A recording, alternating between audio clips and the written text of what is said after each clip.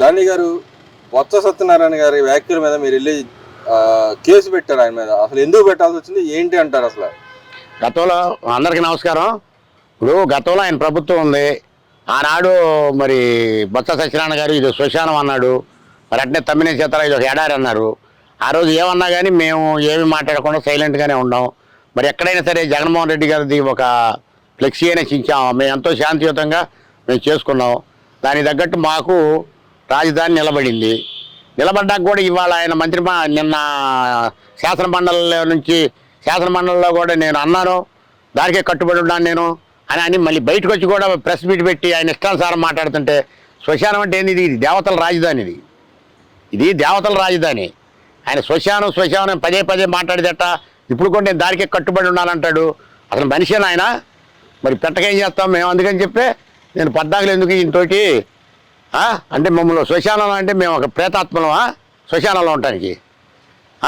ఒక రాజధానిని ఒక 5 కోట్ల ఆంధ్రుల రాజధాని పట్టుకొని ఆయన శ్మశానం అంటున్నాడంటే, పదే పదే అంటున్నాడంటే ఏంది ఆయన ఇష్టానుసారం ఇది? అంటే ఇక్కడ వాళ్ళ పార్టీ ఇంకా అహంకార ధోరణిలో ఉందంటారా, లేకపోతే 3 రాజధాని వెళ్ళారు చంపబెట్ట అని చెప్పి ఆయనే చెప్పుకున్నాడు? ఇంకా అహంకారం 3 రాజధానులకే కట్టుబడి ఉన్నాను. మొన్న ఒక రోజు వాడు కూడా అన్నాడు కదా కొడాలి నాని. మరి ఈయన కూడా మేము తర్వాత చెబుతాము, నేను అన్నాను అన్ని నొక్కి ఒక్కళ్ళ నుంచి చెబుతున్నాడు కదా బొత్స సత్యనారాయణ. ఆయన ఒక సీనియర్ మంత్రి. ఎవడో కొత్తవాడు అన్నానంటే అది ఒక అందం. ఆయన ఒక సీనియర్ మంత్రి. దేనికంటాడు రాజధానిని శ్మశానం అని అంటాడు? ఎవడన్నా కడుపు అన్నం తినేవాడు అంటాడా? అందుకనే మేము తీసుకెళ్ళి నిన్న ఇచ్చొచ్చాము. ఎట్టి పరిస్థితుల్లో కూడా ఇట్లాంటి వక్ర భాషలు మాట్లాడకుండా ఉండాలంటే ఆయన మీద ముంగల మా సిఐ గారు, తుళ్ళూరు పోలీస్ స్టేషన్ సిఐ గారు కేసు నమోదు చేయాలని మేము కోరుకుంటున్నాము. కేసు నమోదు చేసి ఆయన ముంగల పార్టీ 1 నోటీసులు ఇస్తే కొంతవరకన్నా నోటి దూరలు ఆగుతాయి.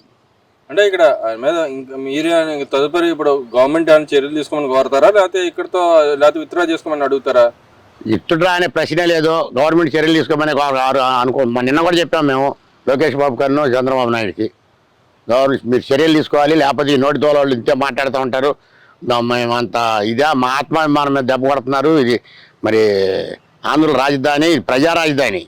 అంటే ఇక్కడ ప్రాంతాల మధ్య మళ్ళీ చిచ్చు పెట్టే అవకాశం గతంలో గ్యారెంటీగా వాళ్ళు ఆడేయన్ని అబద్ధాలు, ప్రాంతీయ తత్వాలు, మతతత్వాలు, కులతత్వాలు మొత్తం వాళ్ళకి వాళ్ళ మధ్యలో ఉన్నాయి మొత్తం అయ్యే. ఈ కుల మతాల తత్వాలు బాగా బోధించారు జనానికి.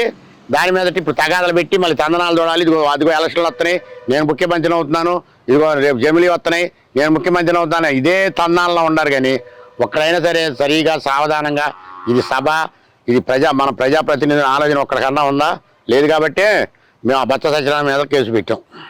ఆ విషయం పక్కన పెడితే ఇక ఏదైతే ఇవాళ అసెంబ్లీలో స్పీకర్ గారు ఈయన ఇచ్చిన లెటర్ మీద చర్చ జరిగింది. దాంట్లో ఈయనకి ఏదైతే వీళ్ళ పార్టీ చేస్తున్న అపోహలు ప్లస్ అపవాదుల మీద ఆయన రూలింగ్ ఇచ్చారు.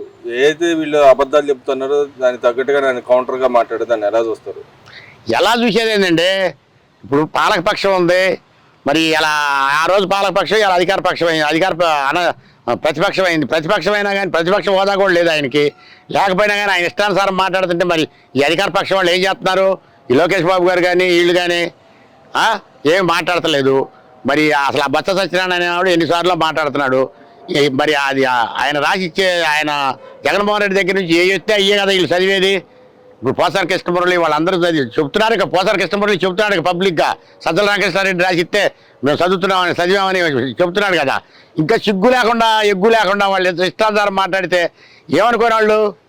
అంటే ఇక్కడ ఏదైతే స్పీకర్ గారు అంటున్నారు, ఏదైతే ప్రజలే దేవుళ్ళు, ఆ ప్రజలే ఇవ్వంది దేవుళ్ళు, ప్రజలే దేవుళ్ళే ఇవ్వంది, నేను పూజారిని, ఆఫ్టర్ ఆల్ పూజారిని నేనేం చేస్తాను, అది ప్రజలు ఇవ్వని దానికి నేనే బాధ్యుడిని అని చెప్పి అన్నారు కదా. దాన్ని ఎలా? ఎవరండి? స్పీకర్ గారు అన్నారు. ఈయనకి ప్రజలే 11 సీట్లతో కట్టబెట్టి అవునండి. ఇప్పుడు హోదా ఇవ్వడానికి నా చేతుల్లో ఉంది. ఆయన పదే ఎన్నిసార్లు మొత్తుకున్న అదే కదా వ్యవహారం జరిగేది. ఎవరండి ఆయన? ఎవరండి ఇయటానికి?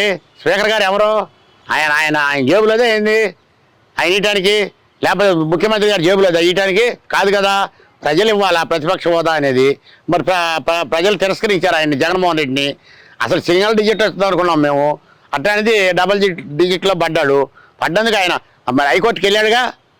మరి హైకోర్టు కూడా కొట్టేసిందిగా. నీకు ప్రతిపక్ష హోదా లేదు. సాక్షాత్ ఆయనే చంద్రబాబు నాయుడు గారిని తోలనాడాడు గత ఆయన ప్రభుత్వంలో. నీ సీట్లు నేను 4-5 లాక్కుంటే నీకు ప్రతిపక్ష హోదా కూడా ఉండదు అని మాట్లాడాడు కదా చంద్రబాబు నాయుడిని.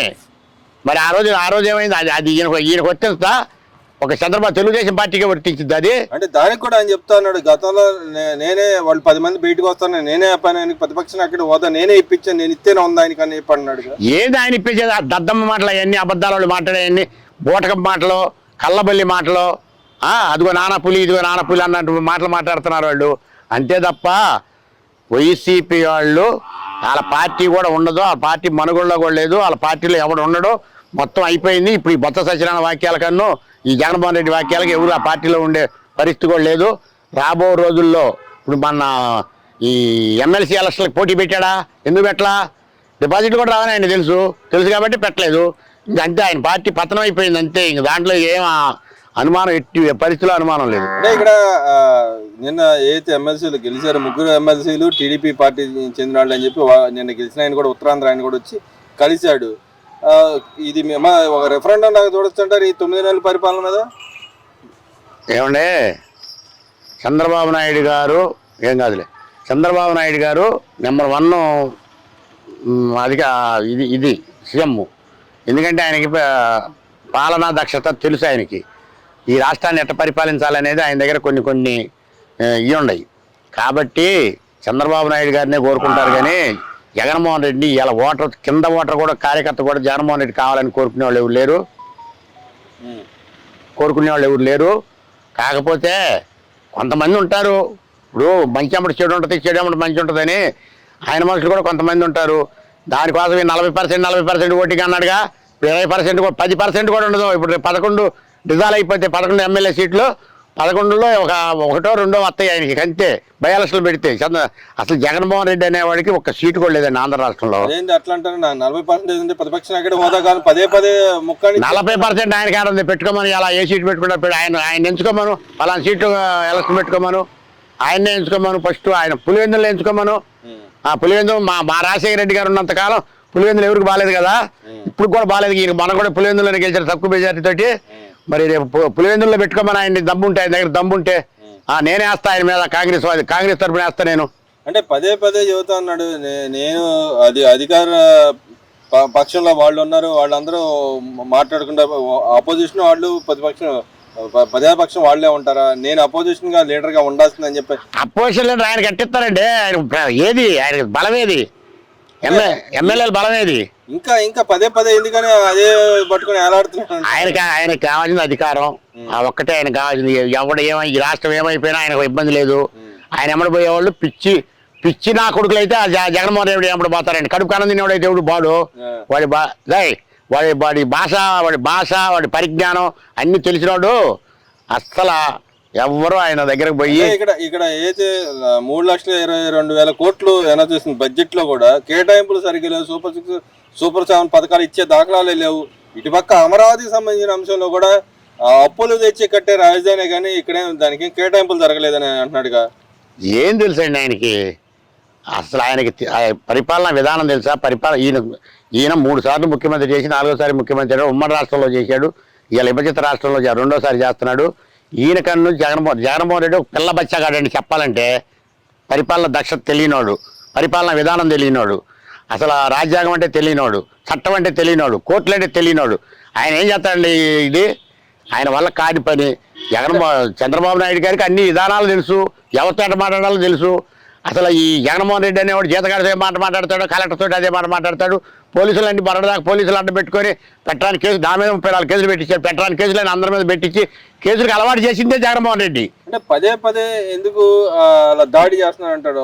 ఒక పక్క రాజ్యాంగపరమైన పదవుల కోసం దాడి చేస్తున్నాడు, ఇంకో పక్కన రాజ్యాంగ పదవుల్లో ఉన్న కోర్టులు కానీ మిగతా వాటికి కూడా దాడులు చేస్తా ఉన్నాడు. ఇంకా ఆ పద్ధతి ఎందుకని అవలంబిస్తా ఉన్నాడు అంటారు. ఆయన ఒక బజార్ రవిడి అండి చెప్పాలంటే. ఆయన ఒక రాజకీయ నాయకుడు మాత్రం కాదు. అతను పెద్ద క్రిమినల్ కూడా ఆయన. మరి అట్లాంటి వ్యక్తి ఆయన అధికారం కోసం, అధికార దాహంతో దానికోసం చూసి ఎంత టర్న్ అయినా ఏమైనా చేయగలుగు. ఇప్పుడు బాబాయ్ చంపితే ఏం చేశాడు? అమ్మ తల్లి చెల్లిని బదాన్ని పడేలా. మరి ఆయన ఎంతకైనా తెగిడతాడండి అట్లాంటి మనస్తత్వం కలిగిన మనిషి. అదే చంద్రబాబు నాయుడు అయితే అట్లా చేయలేడు కదా. చంద్రబాబు నాయుడు చేస్తే వాళ్ళందరూ లోపల బయట ఎందుకు ఉండేవాళ్ళు, అందరూ లోపలే ఉండేవాళ్ళు. ఈ పాటికి జైలు కిక్కిరిసి ఉండేవి. మరి అట్లాంటి మా వ్యక్తిత్వం కలిగిన మా చంద్రబాబు నాయుడు గారు రాష్ట్రాన్ని ఏకాడికి అభివృద్ధి దిశలో పయనింపు చేస్తాడు, కానీ దాన్ని ఆతలపాతాలకు తొక్కాలని ఆలోచించడు. ఆయన ఇప్పుడు కూడా రోజు 18 గంటలు కష్టపడుతున్నాడు, 4 గంటలు నిద్రపోతున్నాడు. కానీ ఇక్కడ ఏదైతే ఆయన ఇంకో వ్యంగ్యంగా వాళ్ళు వ్యాఖ్యలు చేశాడు, ఏదైతే అమరావతికి సంబంధించిన దాని మీద మహిళలకు ఉచిత బస్సు ఇస్తే అమరావతి ఏదో కడతాడు, అక్కడ ఏదో కడతాడంట, చూస్తానికి మా రాయలసీమ ప్రజలు వచ్చేవాళ్ళు, మహిళలు వచ్చేవాళ్ళు, కానీ ఆ ఉచిత బస్సు ఇవ్వట్లేదని చెప్పి వ్యంగ్యంగా విమర్శిస్తున్నాడుగా. ఆయనకి వంగేస్త్రాలేనండి, పిచ్చెక్కింది. మరి ఆ ముందు బిళ్ళలు ఏమైనా అయిపోయినాయో, మరి పబ్జీలు ఆడుకోవడానికి కుదరట్లేదేమో, మరి దాని మీద ఆయన మైండ్ పోయినట్టు కూర్చోవాలి. కానీ మైండ్ పోయినాడు ఏం చేస్తాడు, గుడ్డలోడు తీసుకొని బదాలను తిరుగుతాడు. అదే పరిస్థితి మన రాష్ట్ర మాజీ ముఖ్యమంత్రి అనడం కూడా తప్పేనది. మరి ఆ ప్రతిపక్ష హోదా లేదు ఈరోజు. ఏం చేస్తాడు ఆయన, మరి లక్షల కోట్లు కాజేసి జనం మీద నెత్తిన రుద్ది రాష్ట్రాన్ని అప్పులు కుప్పలు చేసి ఆయన ఇష్టానుసారం మాట్లాడి ఆయన ఇష్టానుసారం చేసి రాష్ట్రాన్ని దివాలా తీపిచ్చి ఇవాళ దేంట్లో చేయబెడదామన్నా కానీ సీనియర్ మంత్రులకు కూడా అల్లల్లాడిపోతున్నారు. ఇవాళ అసెంబ్లీలో చూశారు వాళ్ళు మాట్లాడే భాష. అన్నాడు కదా, పదే అంటా ఉన్నాడు, నేను చేసిన 4 లక్షల కోట్లు కాగు నివేదిక చెబుతుంది, నేను వైట్ పేపర్ లాగా రిలీజ్ చేస్తున్నాను, మీరు ఎందుకు రిలీజ్ చేయలేకపోతున్నారు, ఎందుకు ఇవ్వలేకపోతున్నారు, పదే ఎందుకు అడుగుతున్నాడు. సూపర్ 6 పథకాలు ఏం ఇవ్వట్లేదు ఎందుకు చెబుతుంది, మీరు ఎందుకు ఇవ్వట్లేదు సూపర్ 6 పథకాలు? ఇప్పుడు గ్యాస్ బండ్లు ఇస్తున్నాడా, రేపు అమ్మ దీవెన ఇస్తున్నాడా, మరి రేపు రైతు భరోసా ఇస్తాడు, ఎమ్మటెమ్మటే ఇస్తాడు. ఈయన ఇచ్చాడు ఎమ్మటెమ్మటే ఇచ్చాడా? అసలు ఎవరికైనా ఇచ్చాడు ఈయన? ఆంధ్ర రాష్ట్రంలో అన్ని అబద్ధాలు చెప్పటం ఈయన బతికే అబద్ధం. ఈ లేచిన కానీ మాట్లాడేది అబద్ధం. 130 అబద్ధాలు ఆడతాడు ఈ జగన్మోహన్ రెడ్డి అనేవాడు, ఆ సజ్జల రామకృష్ణారెడ్డి అనేవాడు. మరి వీడు చేసే అన్ని దుర్మార్గమైన పనులు ఇక్కడికే ఇప్పటి నుంచి అయినా సరే మనం తెలుసుకునే వాళ్ళు మరి బాధ్యతగా అసెంబ్లీకి వచ్చి మాట్లాడితే సరే ఉంది, లేకపోతే ఆయన కూడా సస్పెండ్ చేసేస్తారు ఆ 11